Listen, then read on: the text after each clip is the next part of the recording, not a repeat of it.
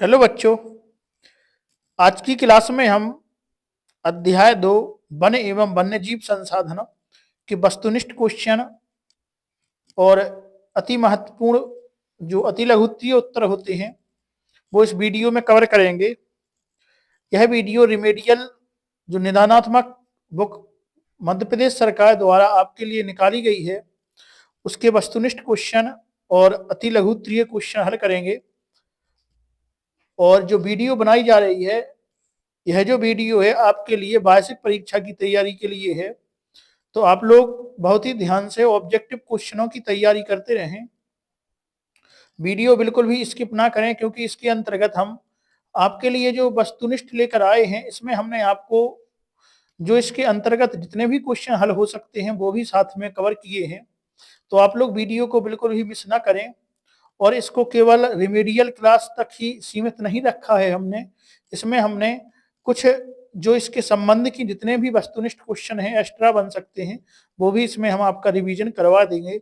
तो आपको बिल्कुल ध्यान से वीडियो देखते रहना है और हमसे जुड़े रहना है। आइए स्टार्ट करते हैं हम। पाठ का नाम है अपना वन्य एवं वन्यजीव संसाधन। तो वन आप जानते हैं, जो वन है उनको हम वन बोलते हैं। वन्य जीव संसाधन का मतलब है, संसाधन क्या कहलाता है? संसाधन कहलाता है जो मानव की आवश्यकताओं की पूर्ति करे, वो संसाधन कहलाएगा। और यहाँ पे बात है वन्य जीव संसाधन की। तो वन्य जीव जो वन में जीव रहते हैं, मतलब जैसे हम कहें जो जंगली जानवर होते हैं उन्हीं को हम वन्य जीव कहेंगे। तो इनसे जो संसाधन हमें प्राप्त होते हैं उसके बारे में इस पाठ में आपको बताया गया है। तो आइए स्टार्ट करते हैं। सबसे पहले हमें सही विकल्प क्वेश्चन हल करना है। तो सही विकल्प में आपको पहला क्वेश्चन दिया गया है कि वे उत्पादक जिन पर सभी जीव निर्भर रहते हैं। तो सबसे पहले बात है उत्पादक। उत्पादक कौन कहलाते हैं? तो उत्पादक वे कहलाते हैं जो कोई चीज उत्पन्न करते हैं, मतलब जो हमारे लिए कोई भी चीज उत्पादित करते हैं या किसी को खाने के लिए कोई भी चीज उत्पादित करते हैं, उगाते हैं, वो क्या कहलाते हैं? वे हमारे उत्पादक कहलाते हैं। तो यहाँ पे कहा गया है वे उत्पादक जिन पर सभी जीव निर्भर रहते हैं। तो ऐसे उत्पादकों के नाम बताना है जिन पर सभी जीव निर्भर रहते हैं। तो आप जान सकते हैं कि जो पेड़ पौधे हैं इन पर सभी जीव निर्भर रहते हैं। तो जो पेड़ पौधे हैं वो क्या कहलाएंगे? हमारे सभी जीवों के जो निर्भर हैं उनके लिए उत्पादक का काम करेंगे। और यहाँ पे आप बोल सकते हैं साहब, यहाँ पर जो पेड़ पौधों का तो नाम नहीं है, लेकिन यहाँ पे आपको प्राथमिक उत्पादक दिख रहा है, द्वितीयक उत्पादक दिख रहा है और तृतीयक उत्पादक दिख रहा है। तो आपने इस अध्याय में जो सामाजिक है इसमें आपने पढ़ा होगा कि जो प्राथमिक उत्पादक कहलाते हैं वो जो सबसे स्टार्टिंग में जो चीज उगती है, मतलब जो पेड़ पौधे हैं, कृषि है, वो क्या है? प्राथमिक उत्पादक कहलाते हैं। तो प्राथमिक उत्पादक कौन कहलाएंगे? पेड़ पौधे, और जिन पर सभी जीव निर्भर रहते हैं। तो इसका आंसर हो जाएगा बा, प्राथमिक उत्पादक। तो वे उत्पादक जिन पर सभी जीव निर्भर रहते हैं वे कौन से उत्पादक हैं? प्राथमिक उत्पादक हैं। अगला, वन्य जीवों के आवास रक्षण हेतु पहला कानून कब बनाया गया था? तो जो वन्य जीव होते हैं इनके रक्षण के लिए पहला जो कानून बनाया गया था वो 1972 में बनाया गया था। कब बनाया गया था? 1972 में बनाया गया था। और इसका नाम क्या है? वन्य जीव संरक्षण अधिनियम। तो ऊपर आपसे कहा गया है कि वन्य जीवों के आवास रक्षण हेतु।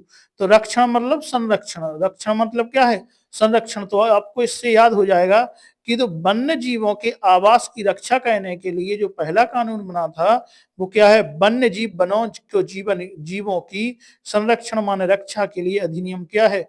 1972। तो आपको ऑब्जेक्ट में इस प्रकार से पूछा जा सकता है कि वन्य जीव संरक्षण अधिनियम कब पारित हुआ? तो 1972 में पारित हुआ। किसके लिए है? वन्य जीवों के आवास की रक्षा के लिए पहला कानून है, और इसको हम बोलते हैं वन्य जीव संरक्षण अधिनियम 1972। तो आपको याद रखना है कि जी 1972 क्या है? वन्य जीव संरक्षण अधिनियम। और ये क्या है? वन्य जीवों के आवास की रक्षा के लिए बनाया गया था। आप एक बार वीडियो देखें और आपको सभी क्वेश्चन यहीं के यहीं याद हो जाएंगे। आपको ना लिखने की जरूरत है ना कहीं से और सुनने की, बस हमसे जुड़े रहें और वीडियो देखते रहें। आपके सामाजिक में जो ऑब्जेक्टिव क्वेश्चन है उनकी समस्या बिल्कुल भी दूर हो जाएगी। आइए अगला क्वेश्चन है, नर्मदा सागर परियोजना से किस राज्य का वन क्षेत्र प्रभावित हो रहा है? तो जो नर्मदा सागर परियोजना है से किस राज्य का वन क्षेत्र प्रभावित हो रहा है? तो जो नर्मदा है, अगर बात हो गई है हमारी कौन सी नर्मदा की, तो नर्मदा नदी सबसे ज्यादा कहां पर है? आप जान सकते हैं कि नर्मदा नदी जो है वो हमारे मध्य प्रदेश की जीवन रेखा है। क्या है? मध्य प्रदेश की जो जीवन रेखा है वो नर्मदा नदी है, और नर्मदा नदी है जो पूरे मध्य प्रदेश से गुजरती है। तो जो नर्मदा नदी है जी हमारी, जैसे भारत के लिए गंगा है उस वैसे ही हमारे मध्य प्रदेश के लिए नर्मदा नदी है। तो जो नर्मदा नदी है इससे जो वन्य क्षेत्र प्रभावित हो रहे हैं वो किस राज्य के होंगे? आप बता ही सकते हैं कि मध्य प्रदेश की। तो इसका आंसर क्या हो जाएगा आपका? मध्य प्रदेश, क्योंकि नर्मदा नदी जो है वो मध्य प्रदेश में बहती है। आइए अगला है हमारा, शांत घाटी का संबंध किस राज्य से है? तो शांत घाटी कहाँ पे पाई जाती है? तो शांति कहाँ पे है सबसे ज्यादा? शांति सबसे ज्यादा कहाँ पे होगी? शांति होगी सबसे ज्यादा केरल में, क्योंकि केरल में सबसे ज्यादा शिक्षित व्यक्ति पाए जाते हैं। हम अगर जनगणना के हिसाब से देखें 2011 की, तो सर्वाधिक शिक्षण वाला राज्य कौन सा है? केरल। तो शांति कहाँ पे होगी? जो शिक्षित होंगे वहीं पे शांति होगी। तो याद करने का आपकी ट्रिक हमने बता दी है कि शांत घाटी का संबंध किस राज्य से होगा? केरल से होगा। तो शांत घाटी कहाँ पे पाई जाएगी? केरल में पाई जाएगी। आइए अगला देखते हैं, निम्नलिखित में से किस राज्य में संयुक्त वन प्रबंधन का पहला प्रस्ताव पास किया गया था? तो जो पहला प्रस्ताव पास है किसका? संयुक्त राष्ट्र वन प्रबंधन। क्या है?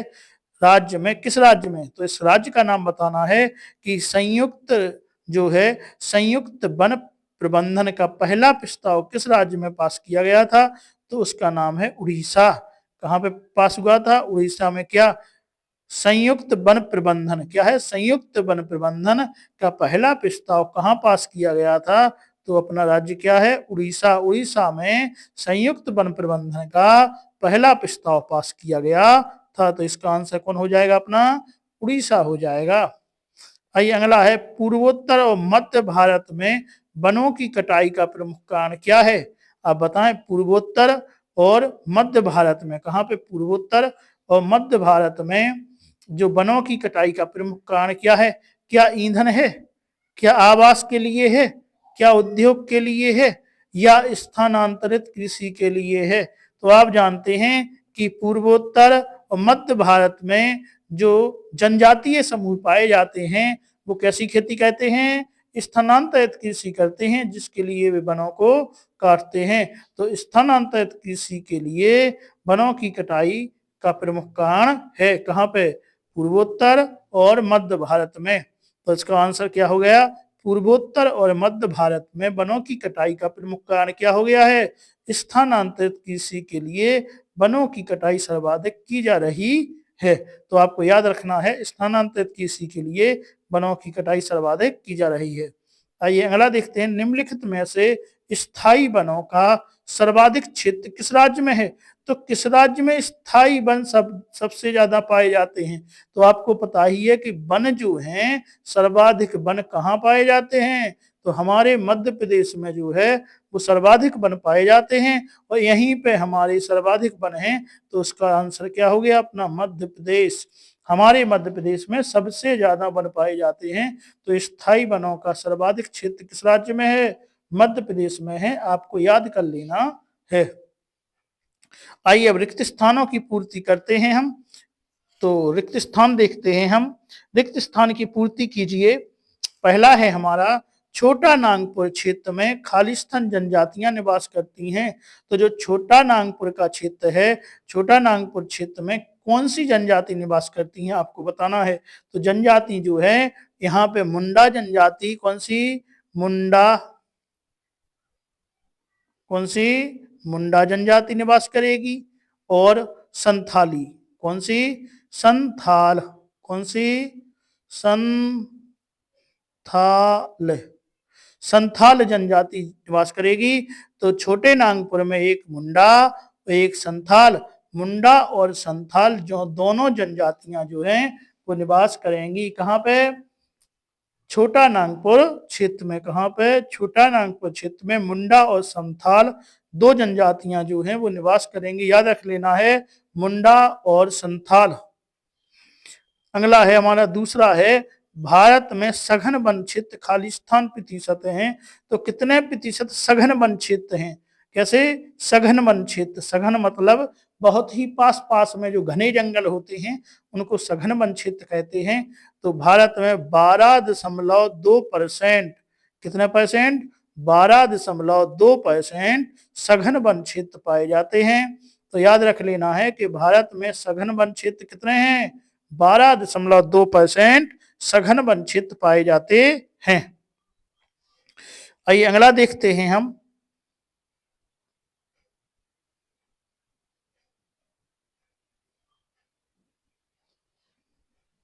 अगला है, पूर्वोत्तर के सभी राज्यों और गुजरात के अधिकतर वन क्षेत्र खालिस्तान वन कहलाते हैं। तो कौन से बताना है? पूर्वोत्तर के सभी राज्यों में तथा गुजरात के अधिकतर वन क्षेत्र में खालिस्तान वन पाए जाते हैं।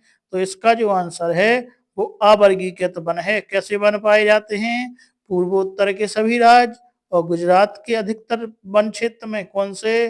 अवर्गीकृत। कौन से? अवर्गीकृत। कौन से वन पाए जाएंगे? अवर्गीकृत। अवर्गीकृत वन पाए जाएंगे। अवर्गीकृत क्या है? अवर्गीकृत वन पाए जाएंगे। कहां पे? पूर्वोत्तर के सभी राज्य और गुजरात में। कौन से? अवर्गीकृत। अवर्गीकृत। अवर्गीकृत वन पाए जाएंगे। तो पूर्वोत्तर के सभी राज्य और गुजरात के जो वन है अधिकतर क्षेत्रों में वन क्षेत्र हैं वो कौन से हैं? अवर्गीकृत वन क्षेत्र पाए जाएंगे। आइए अगला है, वन विभाग के अनुसार देश के कुल वन क्षेत्र का खालिस्तान हिस्सा रक्षित वन क्षेत्र है। तो भारत में जो वन विभाग के अनुसार, जो वन विभाग है उसके अनुसार कितने क्षेत्रफल पर संरक्षित वन है, कितना हिस्सा जो है वो संरक्षित वन को दिया गया है? तो 1/3। कितना? 1/3। 1/3 जो हिस्सा है वो किसको दिया गया है? संरक्षित वन क्षेत्र को दिया गया है। 1/3। 1/3 कितना? 1/3। तो देश के कुल वन क्षेत्र में रक्षित वन क्षेत्र कितने हैं? 1/3 हैं। याद रख लेना है कि देश के कुल वन क्षेत्र में रक्षित वन कौन से? रक्षित वन कौन से पूछे गए हैं? रक्षित वन पूछे गए हैं। कितने हैं? 1/3 मतलब 1/3। आइए अगला देखते हैं हम। पांचवा हमारा है, छोटा नागपुर क्षेत्र में मुंडा और संथाल जनजाति। देखो ऊपर अभी पूछा था आपसे कि छोटे नागपुर क्षेत्र में कौन सी जनजाति निवास करती हैं? तो आंसर था मुंडा और संथाली। अब पूछा गया है कि छोटा नागपुर जो क्षेत्र है उसमें मुंडा और संथाली जो जनजाति पाई जाती हैं किस पेड़ की पूजा करती हैं? तो यहाँ पे आपको पेड़ का नाम बताना है। तो अपन जानते हैं कि जो लोग हैं, जो मुंडा और संथाली जनजाति हैं, ये किसकी पूजा करेंगी? एक तो महुआ की पूजा करेंगी, जो महुआ होता है ना, एक तो महुआ की और दूसरा कदम की। किसकी? कदम। तो दो पेड़ों की ये लोग पूजा करते हैं, एक आपकी महुआ और दूसरा आपका कदम। तो महुआ और कदम की जो है वे लोग पूजा करते हैं। कौन से? छोटा नागपुर क्षेत्र में जो मुंडा और संथाल जनजाति वाले लोग रहते हैं वे महुआ और कदम की पूजा करते हैं। आइए अगला छठवां जो हमारा है वो है, वन विभाग के अंतर्गत संयुक्त वन प्रबंधन में के बचाव खालिस्तान के लिए कार्य करता है। तो बचाव में कौन से वन ऐसे हैं जो बचाव में काम करते हैं? तो उनको क्षरित वन कहते हैं। क्या? जो वन विभाग के अंतर्गत संयुक्त वन प्रबंधन संस्थान है, संयुक्त वन प्रबंधन जो है वो किसके बचाव के लिए कार्य करता है, तो क्षरित वनों के बचाव के लिए कार्य करता है। कौन सा? क्षरित वनों, कौन से वनों? क्षरित वनों के लिए कार्य करता है। कौन सा? संयुक्त वन प्रबंधन। अभी हम ऊपर पढ़ चुके थे कि संयुक्त वन प्रबंधन जो है, आपने यहाँ पे देखा था कि जो संयुक्त वन प्रबंधन जो है, संयुक्त वन प्रबंधन का पहला प्रस्ताव किस राज्य में पास हुआ था? तो उड़ीसा में पास हुआ था। तो इसी बात की संयुक्त वन प्रबंधन जो है वो कौन से वन इसके अंतर्गत वो संरक्षित करता है? तो क्षरित वन। कौन से? क्षरित वनों को। कौन से? क्षरित वनों को कहता है। तो पहला राज्य तो उड़ीसा था कि उड़ीसा में ये क्या हुआ था? उड़ीसा में प्रस्ताव पास हुआ था पहला, और यहाँ पे संयुक्त वन प्रबंधन बचाव के लिए कार्य करता है। तो किसके बचाव के लिए कार्य करता है? क्षरित वनों के बचाव के लिए, क्षरित वनों के बचाव के लिए कार्य करता है। तो हमारे जो रिक्त स्थान है वो सभी रिक्त स्थान कंप्लीट हो गए हैं। तो आप देखते रहें वीडियो, हम आपके लिए जो ऑब्जेक्टिव क्वेश्चन जो चला रहे हैं इनसे आपके वार्षिक परीक्षा में सभी वस्तुनिष्ठ क्वेश्चन आएंगे। तो आप बस वीडियो देखते रहें और अपने वस्तुनिष्ठों की जो टेंशन है वो खत्म करें। अब देखते हैं हम सत्य सत्य। तो पहला है, चिपको आंदोलन हिमालयी प्रदेश में चलाया गया था। तो आपको बताना है क्या चिपको आंदोलन हिमालयी प्रदेश में चलाया गया था? तो इसका आंसर होगा बिल्कुल सत्य। जो चिपको आंदोलन है वो हिमालयी प्रदेश में चलाया गया था। कहाँ चलाया गया था? हिमालयी प्रदेश में चलाया गया था। अब दूसरा देखते हैं हम। दूसरा हमारा है, सरिस्का बाघ रिजर्व मध्य प्रदेश में स्थित है। बिल्कुल नहीं है, जो सरिस्का है वो मध्य प्रदेश में स्थित नहीं है। तो ये आपका दूसरा गलत हो जाएगा, पहला आपका सही हो जाएगा। तीसरा देखते हैं, देश के कुल भौगोलिक क्षेत्र का 24.56% हिस्सा वन आवरण के अंतर्गत आता है। तो आपको बताना है क्या भौगोलिक क्षेत्र का देश के 24.56% हिस्सा वन आवरण के अंतर्गत आता है। तो हाँ, बिल्कुल सही बात है। जो देश का है 24.56% हिस्सा किसके अंतर्गत आता है? वन आवरण के अंतर्गत आता है। तो क्वेश्चन पूछ लिया जाए कि वन आवरण के अंतर्गत कितना हिस्सा आएगा, तो 24.56% हिस्सा आएगा, और ये आपका सत्य होता है। आइए अगला देखते हैं, भारत और नेपाल देशों को बाघों का आवास स्थल माना जाता है। तो किस किस को? भारत को और नेपाल को क्या बाघों का आवास स्थल माना जाता है? ये आपको बताना है। तो बिल्कुल माना जाता है, ये भी आपका सत्य है, ये भी आपका सत्य है। तो कौन सा हिस्सा माना जाएगा? जो है भारत और नेपाल को बाघों का आवास स्थल। यहाँ पे बाघों के आवास पाए जाते हैं। कहाँ पे? भारत और नेपाल। आइए अगला देखते हैं हम, भारतीय वन अधिनियम कब लागू हुआ? 1972 में लागू हुआ। हमने अभी आपको ऊपर दिखा दिया था, आप पढ़ चुके थे कि भारतीय वन अधिनियम कब पारित किया गया था? 1972 में पारित किया गया था।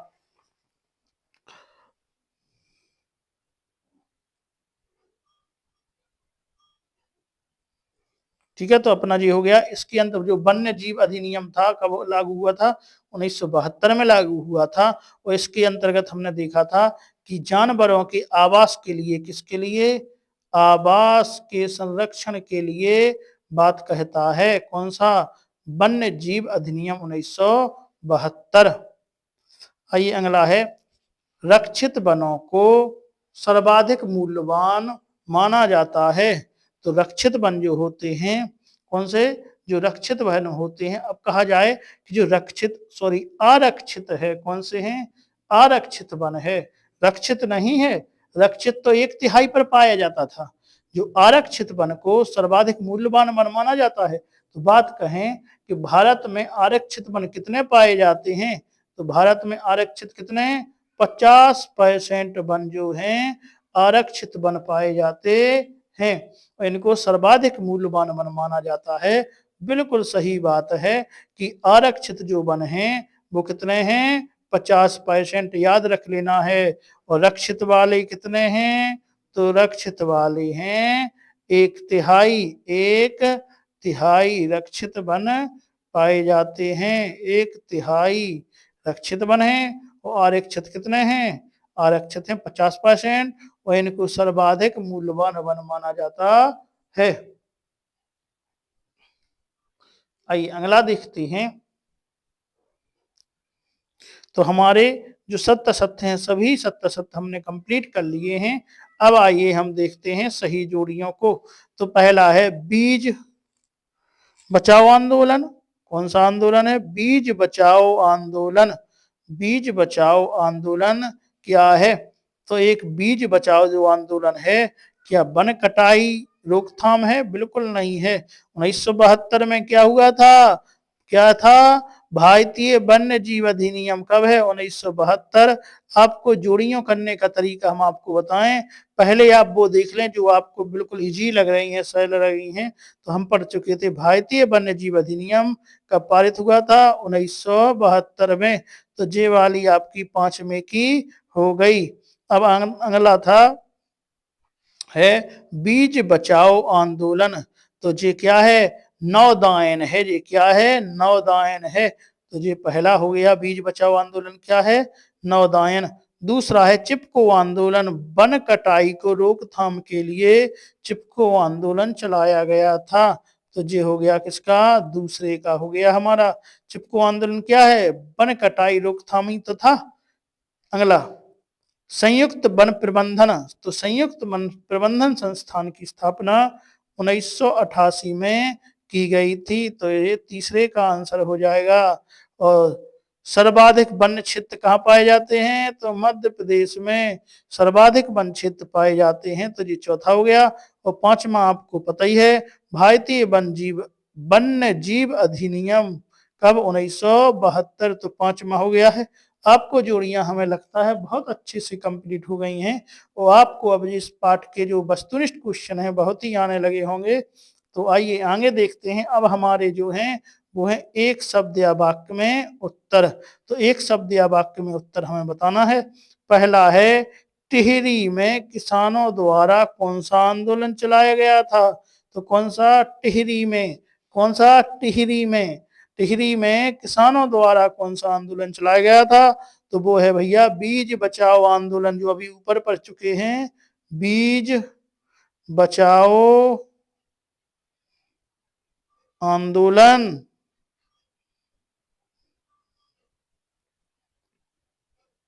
कौन सा? बीज बचाओ आंदोलन टिहरी में चलाया गया था। और ये किससे संबंधित है? ये नवोदायन से संबंधित है। किससे? नवोदायन से संबंधित है।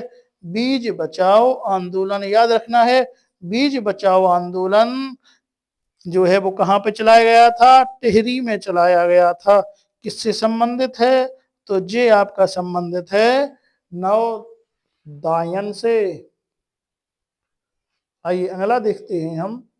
तो टिहरी में कौन सा आंदोलन चलाया गया था? बीज बचाओ आंदोलन। किसके द्वारा? किसानों के द्वारा। अगला है हमारा दूसरा है जैव संसाधनों का विनाश किसके विनाश से जुड़ा है? तो जैव संसाधन जो हैं, जो जीवों के संसाधन हैं, उनका विनाश किससे जुड़ा हुआ है? तो इनका विनाश जो है सांस्कृतिक विविधता से जुड़ा हुआ है। तो किससे? सांस्कृतिक विविधता। सांस्कृतिक सांस्कृतिक विविधता। सांस्कृतिक विविधता। तो किससे जुड़ा हुआ है? सांस्कृतिक विविधता से जुड़ा हुआ है। जैव संसाधनों का विनाश जो है किसके विनाश से जुड़ा हुआ है? सांस्कृतिक विविधता के विनाश से जुड़ा हुआ है। अगर जैव संसाधनों का विनाश हो जाएगा तो सांस्कृतिक विविधता भी खत्म हो जाएगी। तो हमें जीवों को बचाना है। आइए अगला क्वेश्चन जो हमारा है वो यहाँ पे थोड़ा सा नहीं कम दिख रहा है। तो आइए हम देखते हैं इसको। यह क्वेश्चन जो है वह भूमि पर पाए जाने वाले सबसे तेज स्तनधारी जीव हैं। तो सबसे तेज जो दौड़ने वाला स्तनधारी जीव है, तो आप जानते हैं सबसे तेज कौन दौड़ता है, तो वो है चीता। कौन है? चीता सभी जानवरों में सबसे तेज दौड़ लेता है। तो तेज दौड़ने वाला जो जानवर है वो कौन है? चीता। तो कौन है? चीता इसका आंसर होगा, तेज दौड़ने वाला। आइए अगला है श्लेष बैन किससे संबंधित है? तो कौन सा? श्लेष बैन। तो जो श्लेष बैन है ये किसके लिए यूज होता है? तो श्लेष बैन जो है वो स्थानांतरित कृषि के लिए होता है। कौन से? स्थानांतरित कृषि। स्थानांतरित कृषि। कौन सी? स्थानांतरित कृषि के संबंध में कौन होता है? श्लेष और बैन। कौन सा? श्लेष और बैन किसके लिए है? स्थानांतरित कृषि के लिए। स्थानांतरित कृषि किसके लिए? स्थानांतरित कृषि के लिए। हम आपको दो दो बार लिख के इसलिए बता रहे हैं जिससे कि आपको एक ही वीडियो में सभी ऑब्जेक्टिव क्वेश्चन याद हो जाएं, दोबारा देखने की जरूरत नहीं पड़े, या दो बार देखते हैं तो फिर पेपर तक आपके याद रहते हैं। आइए, विकासशील देशों में पर्यावरण विनाश का मुख्य दोषी किसे माना जाता है? तो जो विकासशील देश हैं उनमें जो वनों का विनाश है, पर्यावरण विनाश है, इसमें मुख्य दोषी क्या है? तो यहाँ पे जो विकासशील देश है यहाँ पे विकास होता है, तो विकास करने के लिए जो वनों को काटना पड़ता है और यहाँ पे कंपनियां, फैक्ट्रियां लगाई जाती हैं। तो क्या है? औद्योगिकीकरण। कौन सा है? औद्योगिकीकरण। औद्योगिकीकरण। औद्योगिकीकरण जो है वो सबसे उपयुक्त कारण है कि औद्योगिकीकरण से वनों का विनाश और पर्यावरण विनाश हो रहा है। तो क्या है? औद्योगिकीकरण प्रमुख कारण है। आइए अगला है आपका टिहरी में। क्या है? टिहरी में किसानों द्वारा चलाए गए आंदोलन का नाम क्या था? तो वह था चिपको आंदोलन। कौन सा? चिपको आंदोलन। कौन सा? चिपको आंदोलन था। तो टिहरी में अपना कौन सा आंदोलन चलाया गया था? टिहरी में आपका बीज बचाओ आंदोलन चलाया गया था। कौन सा? बीज बचाओ आंदोलन। कौन सा? बीज बचाओ आंदोलन जो है वो टिहरी में किसानों द्वारा चलाया गया था। आइए अगला देखते हैं हम। अगला हमारा है कि वन्य जीव संरक्षण अधिनियम में संकट ग्रस्त जातियों को बचाने हेतु क्या नियम लागू किए गए? तो इसका आंसर जो है वो आंसर है कि जो वन्य जीव संरक्षण अधिनियम में संकट ग्रस्त जातियों को बचाने के लिए निम्न नियम बनाए गए। पहला क्या है? वन्य जीवों के आवास को कानूनी सुरक्षा संरक्षण दिया जाए, कि अगर वन्य जीवों को बचाना है तो उसमें वन्य जीवों को बचाने के लिए, उनके आवास को बचाने के लिए कानूनी संरक्षण दिया जाए जिससे उनको कोई नहीं मिटाए। तो पहला क्या हो गया? वन्य जीवों के आवास को कानूनी संरक्षण दिया जाए।